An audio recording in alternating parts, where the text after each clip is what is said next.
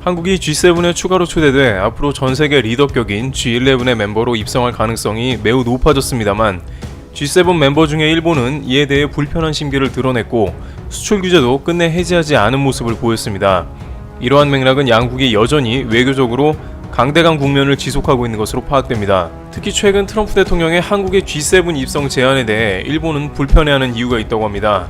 한국에서는 트럼프 대통령이 중국 배제를 위해서 친미 네트워크를 만들자는 의도가 있다는 의견이 나오며 자칫 이것은 미중 간에 한국의 외교적 어려움이 나오지 않겠느냐는 의견이 제기되고 있으며 섣불리 G7에 추가 입성했다가 여러 불이익도 계산해 봐야 한다는 신중론이 많이 나옵니다만 일본은 한국의 G7 입성 자체를 탐탁치 않아 하는 모습이 다방면에서 확인되고 있는 상황입니다.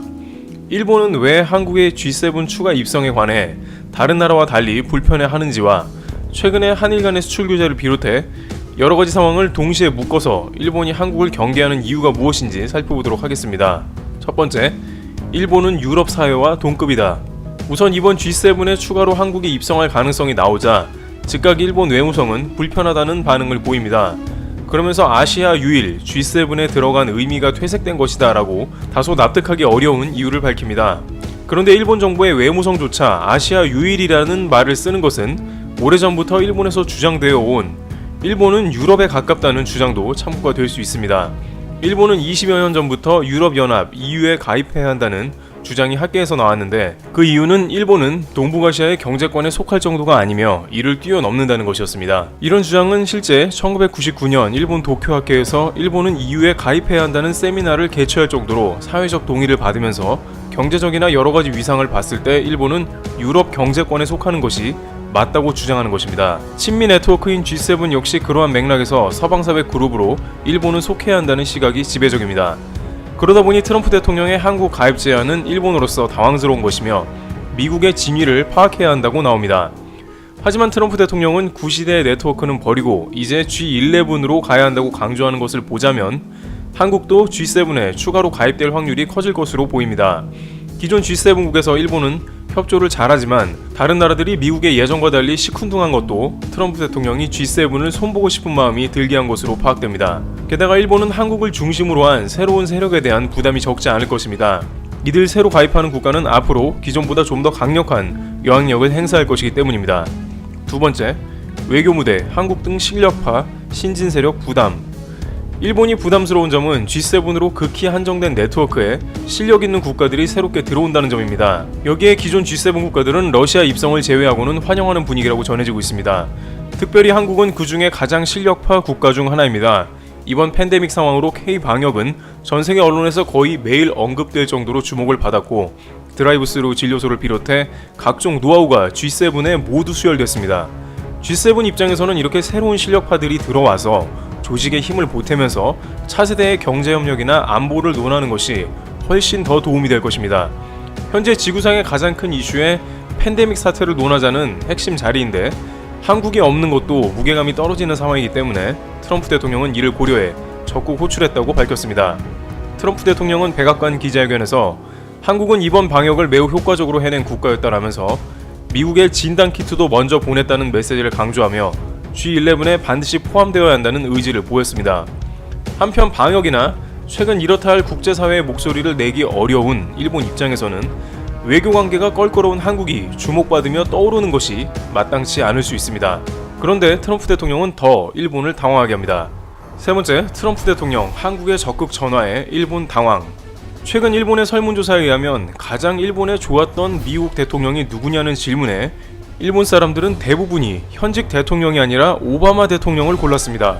NHK는 2차 대전 이후에 어떤 미국 대통령을 가장 높이 평가하냐는 설문조사를 했는데 오바마 대통령은 54%를 득표했고 반면 트럼프 대통령은 2%만 득표해 미국 대통령 중 꼴찌를 했습니다. 이것은 일본이 현재 트럼프 대통령의 행동에 불만이 크다는 것을 보여줍니다. 지금과 같이 한국을 G7의 추가 멤버로 적극 고려하여 포함하는 것도 일본으로서는 전혀 상상 밖의 행동입니다.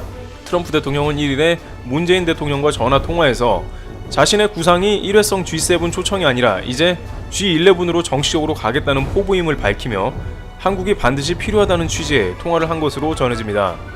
여기에 트럼프 대통령은 브라질도 포함하는 게 어떠냐는 제안을 하자 문재인 대통령은 좋다고 응했다는 것인데 문제는 일본에서 이러한 맥락을 전혀 모르고 있다는 것으로 아직도 일본은 G11 혹은 G12에 관해 미국에서 공식적인 논의를 하지 않은 것으로 전해집니다. 트럼프 대통령의 특성상 즉흥적으로 했거나 일본은 이미 G7에 포함되어 굳이 의사를 묻지 않았을 수도 있지만 일본 입장에서는 한국 입성에 반대표를 던지는 쪽이므로 답답한 것이죠. 반면 오바마 대통령은 2015년에 일본을 한국과 이탈리아의 반대에도 불구하고 유엔 상임이사국으로 추천하는 모습을 보입니다. 이것은 일본이 유엔 상임이사국을 들어가겠다는 포부를 보이자 일본의 입장을 지지해주는 발언으로 답한 것입니다. 따라서 오바마 대통령은 일본이 바라는 바를 잘 챙겨주며 지지해줬으나 트럼프는 G7 문제도 전혀 논의하지 않았습니다. 결국 트럼프 대통령의 이러한 파격 행보는 일본으로서는 예측 불가의 배려도 없는 모습으로 비춰지고 있습니다. 네 번째, 한국 때리게 했던 무대가 사라진다. 일본은 기존 G7을 한국을 비판하는 무대로도 활용해 한국과 뜻밖의 신경전을 벌이기도 한 모습입니다. 특히 한국이 작년에 수출 규제 이후에 지소미아 종료를 통보하자 한국은 국가 간의 약속을 지키지 않았고 한일 청구권 협정에 대한 위반을 방치하고 있다며 국가 간 약속 준수를 요구하겠다며 G7상 긴 시간 발언을 했습니다. G7에 참석하지도 않은 한국을 이렇게 자신들만 발언할 수 있는 무대에서 비판한 것은 외교 결례임에도 국제 무대에서 한국 때리기를 이어간 것입니다. 그런데 한국이 이제 G7 무대에 추가 입성을 한다면 이러한 기회가 원천적으로 차단되는 셈입니다. 또한 기존 G7 무대에서 일본 중심적인 외교관을 설파했다면 이제는 한국도 목소리를 낼 수 있으므로 일본 중심에서 균형 잡힌 외교 방향으로 나갈 수 있게 된 것입니다. 그간 G7에서 한국 때리기나 한일 관계에서 일본 중심의 발언을 하더라도 서방 사회에서는 자신들과 거리가 먼 이야기이므로 일본 측의 이야기만 듣게 되는 쏠림 현상이 있었으나 이제는 한국도 관련 발언을 적극적으로 하게 된 것입니다. 다섯 번째, 한국 G7 가더라도 중국 부담 덜하다. 그간 한국이 G7에 입성하면 친미 네트워크 동맹체에 입성한 한국이 중국에 보복당하는 게 아니냐는 의견이 있었고 특히 일본 상케이의 경우에는 한국이 G7에 들어오면 중국이 싫어할 것이라는 의견을 제시하면서 불안감을 더했습니다. 일본에서는 한국이 그러한 부담을 지게 되면 중국과 외교 관계가 망칠 수도 있다는 의견을 냅니다. 그러나 반대로 중국은 현재 G7 확대 시도에 긍정적인 반응을 내놓고 있습니다. 자오리젠 중국 대변인은 2일 미국이 G7 정상회의에 한국과 러시아, 호주, 인도를 초청한 데 대해 세계 평화와 다자주의 수호에 도움이 된다는 입장을 밝혔습니다. 일단 중국은 돌아가는 상황을 한번 보겠다는 것으로 당장 자국의 심각한 위협은 안 되는 것으로 판단합니다. 청와대도 한국의 회의 참여에 중국이 반발하리라는 관측에 중국이 반발하지 않을 것으로 본다고 선을 그었습니다. 한국, 미국, 중국에 흐르는 긴장감은 사드 때와는 다르기도 하며 현재 상황은 미중 간의 팬데믹과 홍콩 관련이 쟁점으로 과거 한국의 영토에서 벌어지는 사드 갈등으로 촉발한 문제는 아직까지는 등장하고 있지 않기 때문입니다. 한미 양 정상 간에도 경제와 방역에서 역할을 하자고 우선 이야기를 했었고 G11이 다국적 국가들이 섞이는 자리이기에 곧바로 반중국 네트워크가 형성되는 모습은 나오기가 쉽지 않을 것이라는 관측도 가능한 상황인 것입니다. 다만 외교 전문가들은 실제 G7 회의가 열리면 미국 주도 아래 홍콩 국가보안법, 중국 화웨이 제품 사용 등 중국과 연관된 논의가 이뤄질 것으로 내다보고 있습니다. 따라서 사전에 준비를 잘 한 뒤 참여해야 한다고 조언했습니다. 중요한 것은 한국이 주변국의 입김에 휘둘리지 않고 국익에 가장 부합하는 방향으로 입장을 정해야 하는 점일 것입니다. 따라서 이런 기회가 있을 때 G11의 큰 무대로 한국도 적극 진출하되 전략을 잘 준비하는 자세가 필요하다는 것입니다. 여섯 번째, 일본은 국제 무대에서 계속 한국에 졌다. 일본은 지금까지 WTO 제소 등 많은 국제 무대에서 국가 간 소송을 계속해서 진행해오고 있는 상황인데 한국에 승소한 적이 별로 없기 때문에 앞으로 또 다른 소송을 패한 경우에 이는 G7 무대에서 부담이 됩니다. 국제 무대에서 한국과의 대결에서 계속 패하게 되면 무리한 소송을 남발하는 이미지까지 더해집니다. 게다가 한국 정부는 모든 수출 규제 요소를 완전하게 해소한 상황이라서 제소 시 승리할 확률이 큽니다. 후쿠시마 수산물 수입 금지권은 역전승도 했는데 이번 수출 규제권은 경제 보복성으로도 진행됐기 때문에 WTO에서 일본이 승소할 확률은 더욱 낮습니다. 모태기 일본 외무상은 2일 WTO의 분쟁 해결 절차를 재개한다는 한국 정부의 발표에 대해 그간 수출관리 당국 간의 대화가 계속됐음에도 한국이 일방적으로 발표한 것은 유감이라고 말했습니다.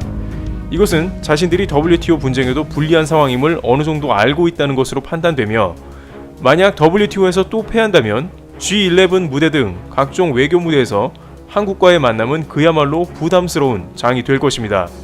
트럼프 대통령이 한국을 G11에 초청한 것이 뜻밖의 일본에는 갖은 부담으로 다가오는 형국인 것입니다. 이와 같이 한국의 G11 입성은 한중 간의 우려와 일본의 견제 등 이웃 국가들의 큰 관심 가운데 이루어지고 있습니다.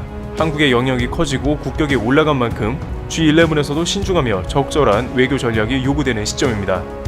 트래블 튜브 여기서 마치겠습니다. 감사합니다.